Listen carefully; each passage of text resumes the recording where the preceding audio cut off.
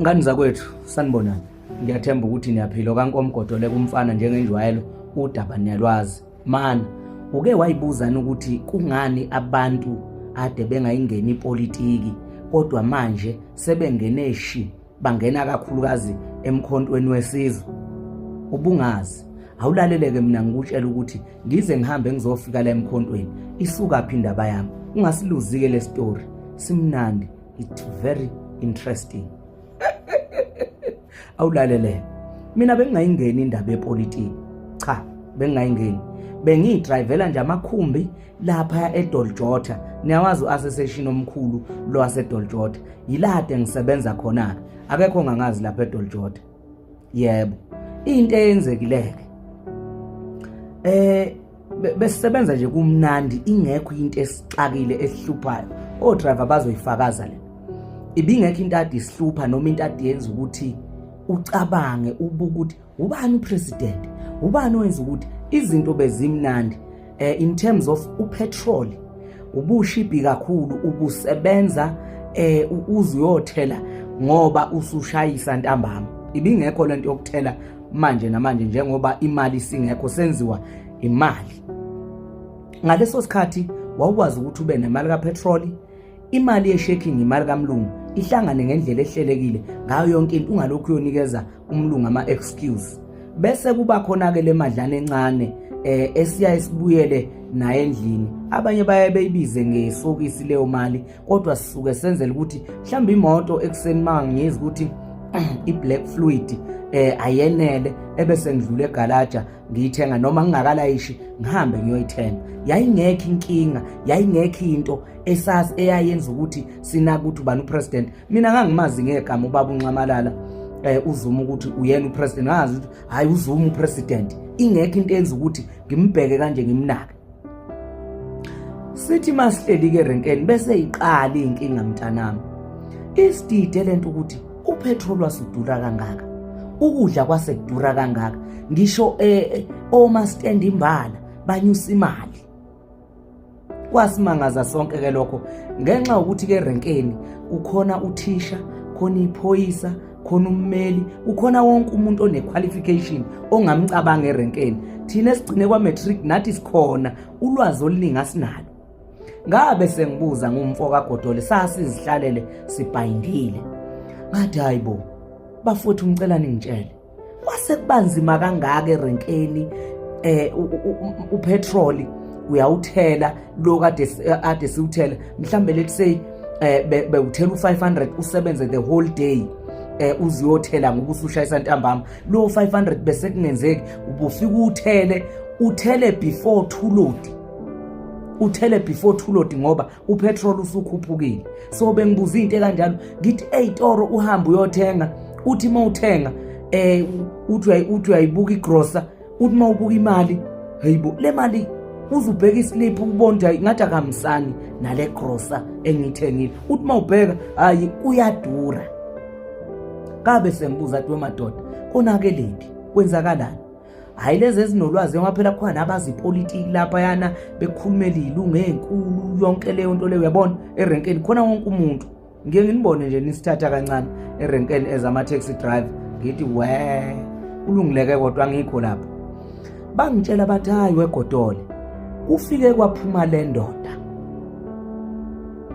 yakwaZuma, kwase kungena le ndoda yakwaRamaphosa. Ila qale khona inkinga ke mfana kithi. Senza iphuthe ekhulu ngokuthi sikhiphe le ndoda yakwaZuma. Sasingazike kwaqhamuka abantu ababethi Zuma must fall. Yonke iSouth Africa yakunanela lokho. Ayangacabanga ukuthi kusasa kuzokwenzakalani. Angingixeki ke ngoba abelungu ababefaka imali ukuthi kwenzeke ubaba uNxamalala azaphuma. Hayi sihambeke isikhathi sithi masihamba isikhathi ubaba uNxamalala ebese memezela iMK party ngomhla ka16 December.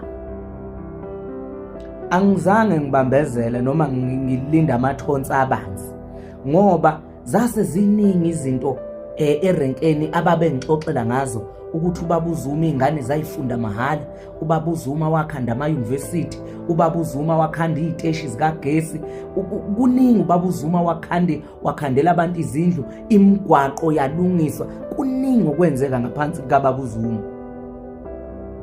So kwathi makwenzeka iMK Party eseyivula ngathi angisabambezeli, ngiyangena kumkhonto wesizwe ngoba into eyenza ukuthi ngingene kumkhonto wesizwe ngangakaze ngithwala ubunzima erenkeni ngendlela engibithwale ngayo sekuphethe lo baba onekhala ekhulu. Wakuphethe ubaba uZuma nganganake ngisho kuna sengazi ngisho uRamaphosa, sengazi ngisho icabinet eANC, ngazi onke amasela eANC ngoba bafike bangena bamosha. Ngangazi lutho mina, nganganandaba futhi nento ekuthiwa ipolitiki. Wathi ke maye eyimemezela ubaba uZuma iMK Party ngase ngibatshele erenkeni ngathi bafana njengamanje ke impela ngisabheke emuva ngisananazi ngiyangena kuleli yaqembu lika baba uZuma. Uyafuna ukuthi simncede lo baba ngendlela ade siphila ngakhona nebandla lamadoda.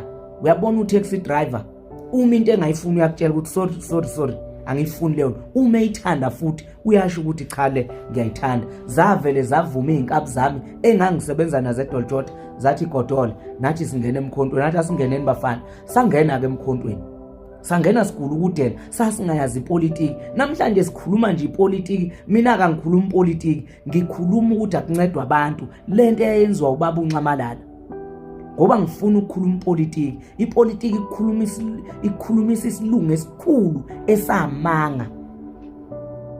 Lento eyenzeka lapha kulamaqembu niyawazi lawa yana. So ngathi cha lo baba lo angene phakathi ngiyisupport lento ayenza ngoba inhle kakhulu futhi angikaze ngalamba usaphethe yena. Nakuba ngangamnakile ngangazi ukuthi uPresident uZuma, kodwa ayikho into eyenza ukuthi amehlo ngiwagxilise ukuthi wenzani. Namhlanje sazi wonke lamasela agcwele la kuANC asezahlangana-ke ngoba engafuni ukuphuma emandleni, ahlangana namanye amakhotha angqobo nabacindezeli. So into engizama ukuyichaza ukuthi njengoba nibona iningi lavele langena emkhontweni ingoba lazi imisebenzi kaNcamalala, lazi imisebenzi kababa uZuma. Iningi labantu ade bengayingeni ipolitiki, fana nabantu baserenkeni bebengayingeni indaba yepolitiki, but nini enibafundisile ngenkani ngobusela benu nenza izinto ezingalungile. Kunamhlanje siphakathi seninenyanya manje ngikhuluma ukuthi ukhulumani wena ngoba uyazi ipolitiki. I'm not here for ipolitiki, I'm here for abantu base South Africa ukuthi benzeleke izinto zabo. Woyikhuluma ipolitiki uzugcinela uthanda khona. I'm not a politician mina, ngila emkhontweni ngemisebenzi kaNcamalala ayenzela abantu, hayi indaba yepolitiki mina. Cha, sorry, asikisi mina ngifake kuthena ngisiza abantu, ngizokwenzela into yamehlo. So I'm here to stay. Ufake ekhanda lokho mawucabanga ukuthi uzolokhu wethu ugodola kanendaba. Mina ngiyazi ukuthi ngifuna ukwenzana ebantwini, umkhonto ufuna ukwenzana ebantwini, ingakho ngibona ngibhizi kanje. Wena ungakhuluma nje uzudele nikhuluma ipolitiki nize nigcinela nithanda khona, sila enasayindawo. Imisebenzi kababa uZuma iyazikhulumela, akufuni nokuthi uzuchaza. Siyachaza ukumbono wakwamuzwa nje ubaba uZuma ezincoma yena ethi mina ngenza ukuthi akwazi umuzwe yithi esikhuluma ngemisebenzi yakhe.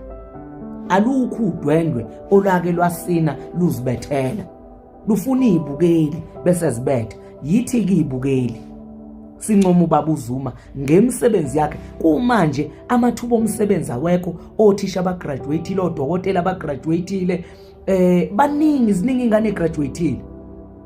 Bese kuqhamuka umuntu onjengo premier wase KZN ezoqamba amanga ethi useqasha odokotela abangaka, waqasha ama social worker angaka, waqasha unompilo abangaka. Amanga yiyo ipolitiki ebolile leyo, ukukhuluma ipolitiki uqamba amanga uxhaphaza abantu.